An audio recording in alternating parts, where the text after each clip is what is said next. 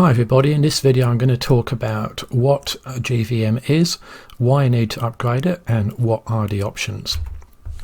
So GVM is the gross vehicle mass, and that is the maximum that your vehicle can weigh, and that's important because it determines payload, and payload is the amount and weight of things you can fit to your vehicle so that you can go touring or towing or whatever else you want to do with it. So as an example, your typical four-wheel drive is fitted out with a whole bunch of accessories. You might have a bull bar, snorkel, radio, dual battery, cargo system. It all adds up, right? And did a rough calculation there very quickly, came out to 266 kilograms, and that's probably on the light side.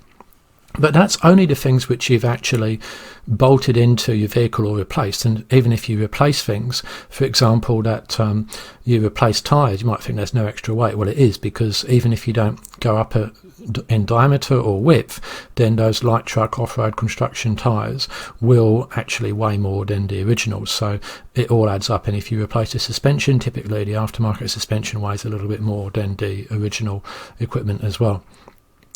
So that's the vehicle modified, but you haven't even got in it yet. Now, if we actually get in it and we put people in it and food and cooking gear and sleeping gear and a tent and all the rest of that, then quick tot up there, easily over 600 kilograms, and then that gives us over 900 kilograms worth of modifications and load.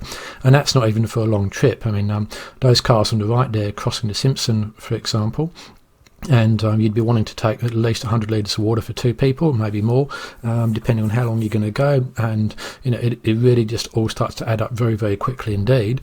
And I've not even allowed for things like spare wheel carriers, underbody protection, even taller, wider tyres, awnings, a ute service body, and all the other things that we love to put on the vehicles. So here's the problem. We are taking a lot of kit when we tow or when we go off-road touring, and that kit weighs a lot more than the vehicle is able to legally carry, and that's why people are looking at GVM upgrades. So let's take a look at a typical payload, and the payload is how much a vehicle can carry, and that's the difference between its gross vehicle mass and its unladen weight. So we'll take the Land Cruiser 200 series as an example. We're going to start with the Poverty Pack. So both these cars popular for towing and for off-road touring. So we've got, and this diagram's to scale by the way, a GVM of 3350 kilograms and unladen weight of 2640 kilograms. Now, I have explained the different types of weight like tear and GVM and payload and GCM in a different video, which I'll put a link to now, so you can go through that if you haven't read that already. I'm just going to assume that you're familiar with these terms now. Anyway, that gives us a payload of 710 kilograms, and that's fine, but unfortunately, of course, we've got 907 kilograms of stuff to take, so that's about 200 kilograms over. So we've got to delete 200 kilograms worth of stuff, maybe leave the kids at home and something like that, then you'll be able to fit it in. Now, if we take the Sahara, same deal. So that's 3350 GVM, but that weighs more, 2740 kilograms, and the reason for that, it's got electric luxuries all over the place, and that's an extra 100 kilograms of weight, gives us only 610 kilograms of payload. And again, so we're about 300 kilograms over, so you're going to take even more stuff out of the Sahara. So that's one reason to buy a GX over a Sahara. So you're thinking, what about a ute? Surely a ute would be better, and you would be right. So let's take the popular Ranger XLT, GVM of 3200, unladen weight 2178, payload 1022, and yes, it does indeed squeeze in there, but again, that's maybe on the light side. If we take a look at the Triton GSR, we have their GVM of 2900, unladen weight 2045, payload 855. Oops, we are over on the Triton as well. So you can see that it's really easy to go over your payload and exceed your GVM, and that is why there's so much attention on GVM upgrades. Now, these figures were sent in to me by a reader, and they come from a four-wheel drive shop. There's a bunch of vehicles that went through. He's listed the unladen weight, the GVM, and I've averaged it out at the bottom there. And you can see that on average, the modifications came out to 386 kilograms. Now, not all vehicles had exactly the same modification. Not all of them have got awnings, for example, or roof racks, and different types of bull bar, etc. But you can see that the average is still pretty high, 386 kilograms there, and that uses, on average, 43% of the payload. Now, I would suggest that any four-wheel drive shop could give you pretty similar figures. It is a substantial amount of payload in vehicle modifications before you even get into it. This chart is the same thing, except the same data. I've just put it into a chart format just to give an idea there, and you can see that yeah, even the lightest one is getting up there sort of 180, 150 kilograms, and the heaviest one is coming up to 1,000. So a lot of work has been done on that particular Ford Ranger ute. Okay, so what is a GVM upgrade? It is an engineering package designed to increase a vehicle's GVM such that it can pass all the relevant regulatory tests and then be officially recognised at the revised GVM. There's two important points with that. The first one is it's officially recognised. You can't just take a good suspension kit, put it in there and go, yeah mate, she'll be right. Even if the vehicle is capable of now handling a greater load, it makes no difference whatsoever unless you have the placard. So you've got to get the placard. And secondly, it's an engineering package. Now, a lot of GVM upgrades, and example one here from Ironman for the LC200, are just shocks and springs, but that doesn't mean to say that I haven't considered other upgrades as well, or that you should too. So it's whatever is needed for it to pass the official test. So that's what a GVM upgrade is, the whole engineering package to get to that new GVM. And you can see there an example of the tests. So on the left hand side there, that's the Ironman LC200. And that vehicle has fitted out for electronic stability control testing, so it's got to drive in certain conditions at a very specific speed through a series of cones as a swerve test, and it's all very carefully instrumented, and often it's driven by a robot driver. So you've got to do all of that in order to get the certification with your revised suspension kit or whatever else you've put on there. And there's a bunch of other tests to do, such as braking and engineering. So it is not a trivial process to do a GVM upgrade at all. Okay, now we need to take a look at axle loads because they're really important for understanding GVM upgrades. So we'll take the LC200 again, we'll keep with that, and we'll look at the OEM specs. So the maximum weight on the front axle you can put is 1630 kilograms. The maximum weight you can put on the rear axle is 1950 kilograms. Now that gives us 1630 plus 1950 is 3580, and a GVM is only 3350. So that's a difference of 280 kilograms, which means that we've got load flexibility front and rear, and that is a good thing. So we could, for example, put 1630 kilograms on the max and we could reduce the rear to 1720, or we could put only 1400 on the front and go to the max on 1950 on the rear. So we've got a decent bit of load flexibility there. Diagrammatically, this is what it looks like. GVM 3350, front 1630, rear 1950. Now you can't have both at the same time because that exceeds your GVM. What you can do is you can say, well, I'm just going to go for maximum on the front and then I'll lose a bit on the rear, or I'm going to go to maximum on the rear, lose a bit on the front. So you've got that flexibility there, which is exactly what you want. Now here's the Ranger XLT, same sort of deal. So 3330 kilograms total there, that's your 1480 plus 1850, GVM's 3200. You've only got 130 kilograms worth of difference between the two, so you don't have quite as much flexibility as the 200 series. Now the Raptor, close relationship to the Ranger, is worse. It's actually got an uprated front axle compared to the Ranger, but the rear axle is considerably downrated, and the total comes to 1390 kilograms, which is also the GVM, so you've got no front rear load flexibility at GVM whatsoever. Alright, so let's get into types of GVM upgrade. Now there's two basic types. There's the axle sum and there's the axle upgrade. The axle sum is simply taking the existing axle loads, adding them together and saying that's what the new GVM is. The axle upgrade, or rather axle re-rate as opposed to upgrade, is actually re-rating the axles so that they are rated to carry more than the sum of the OEM axle load, and that requires a lot more testing and engineering. So let's take a look at what that looks like. So here's the 200 again, 2740 kilograms unladen, we'll go for the Sahara, GVM of 3350, payload of 610. And then we've got front axle load, rear axle load exactly as we had before, 1480, 1850. Now if we go for an axle sum, again 2740 unladen, GVM is now increased to 3580, but the axle loads are the same. So yes, you've got a greater GVM, but you lose that front rear load flexibility if you only take an axle sum, and you only increase your GVM by a bit over 200 kilograms. So it's not a bad option, but it's not ideal. You need to be aware of the limitations when you're doing that. With the 200 series, it's not too bad because you've got an extra, over 200 kilograms worth of payload there, and when you're coming off a base of 600, that's a lot. With things like the Ranger, you've got 1,000 kilograms to start with, you're only adding 130. Value equation isn't quite there. Now if we go for axle upgrade where we re-rate the axles, again 2740 kilograms unladen, but this time the GVM goes up to 4,000 kilograms and the payload goes to 1260. And how is that possible? Well, the front axle's re-rated to 1800 kilos and the rear is re-rated to 2250. Now that means that you've got a total of 4,050 kilograms, so you've got a GVM of 4,000 kilograms with 50 kilograms of weight flexibility front and rear. So you can see that that's absolutely preferable in terms of load carrying.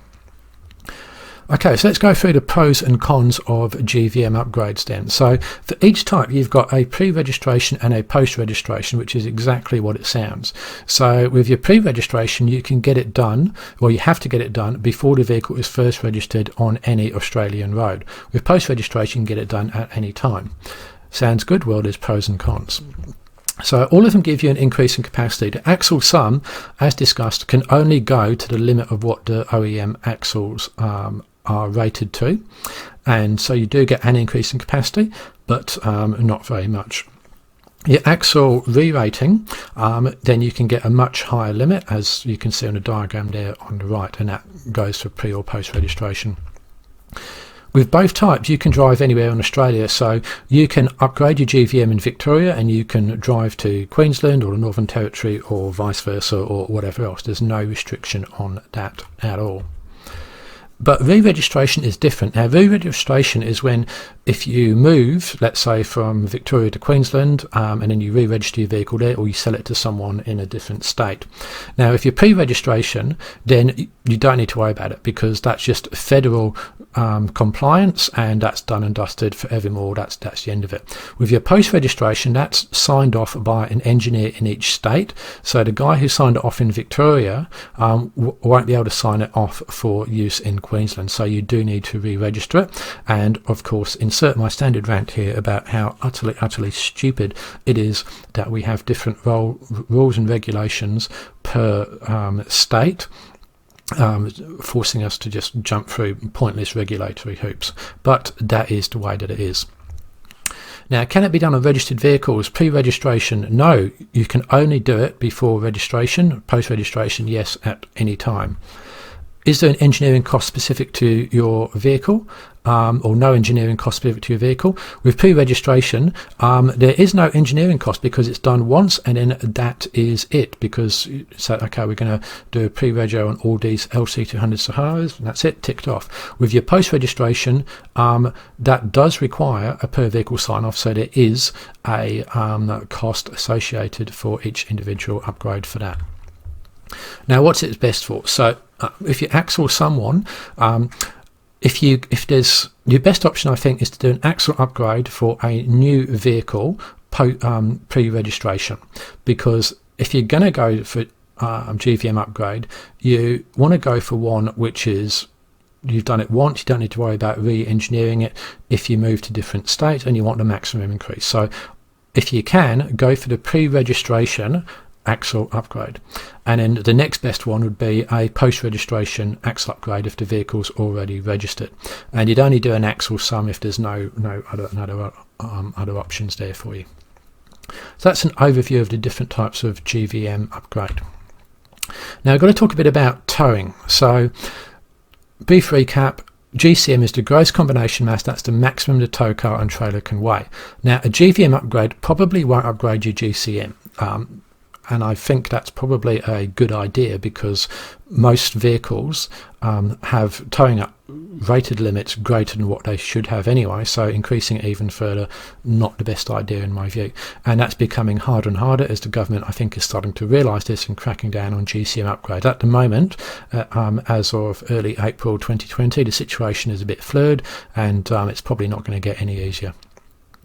Okay, so a GVM upgrade will not change the maximum you can tow, but it will change how much you can tow at your new GVM, and I'll represent that graphically. However, an increase in rear axle load capacity is good for towing, even if you don't use the whole GVM, and this is why. So when you put your tow ball mass on, you can see that I've put a 250 kilogram tow ball mass on. That actually, due to the powers of leverage, increases the rear axle load by 344 kilograms, and it takes 94 kilograms off the front axle. So increasing your rear axle load, if you can, or is a good thing, because then that legally allows you to tow heavier trailers with heavier tow ball mass and not exceed the rear axle limit. So GVM upgrades are beneficial for towing, even if you don't upgrade your GCM. Alright, so let's take a look at our old friend the 200 Sahara again. So OEM 2740 unladen, GVM takes up to 3350, and a maximum tow is 35 kilograms, and we can actually tow that because the GCM, the gross combination mass, is 6850, which, and Toyota are pretty good about this. So for the 200 series, unlike many vehicles, the GCM is actually the same as the sum of the maximum tow of 3500 and the GVM of 3350, which is great.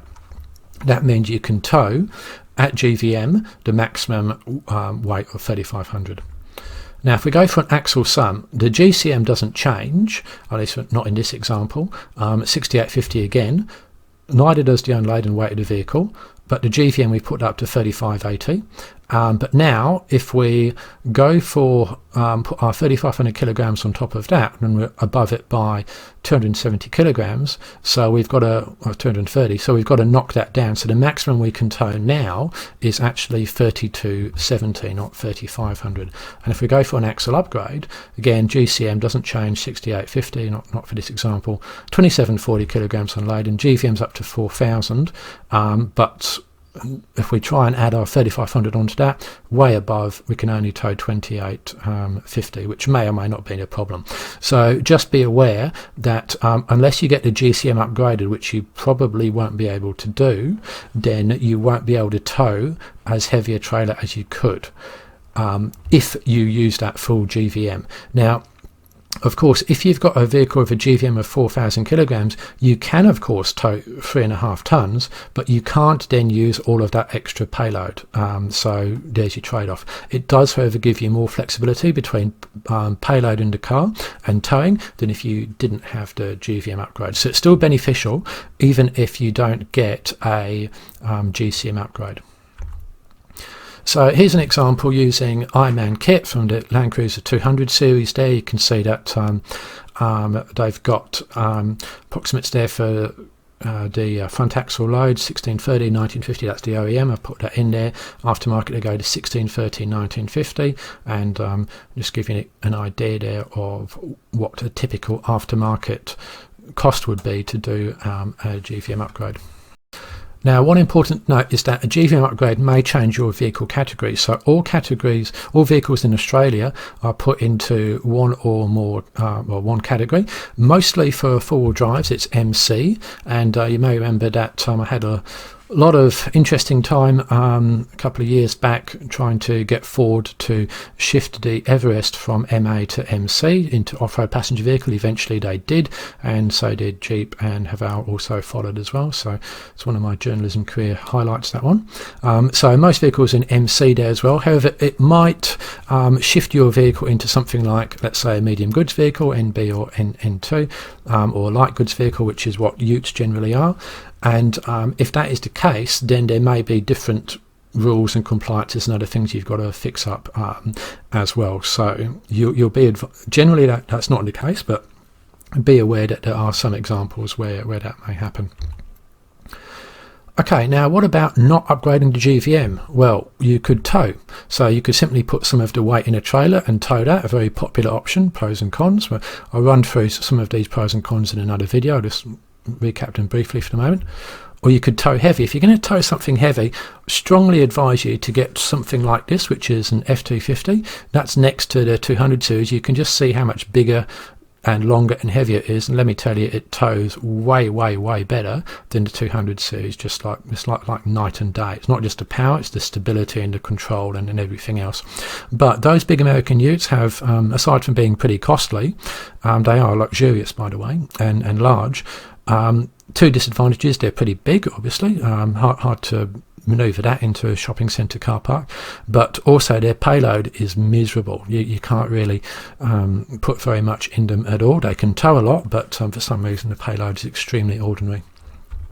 Another option, a light truck. There's a Mitsubishi Canto on 37-inch tyres. You can get them for around about $100,000. You can convert it to a motorhome, and that will set you back a couple of $100,000. Now, the light trucks go up to about 6,000 kilograms GVM, and they only weigh about 3 tons, 3.5. So that gives you a payload of between 2.5 and 3 tons. So that's a lot of payload there, and that should be plenty for pretty much everybody. So there's an option, but they are relatively expensive. They are there's no safety rating. The Canter at least is manual only. They're pretty slow. There's no luxuries. You've got to climb up. There's pros and cons for everything, right? But it's definitely an option to look at.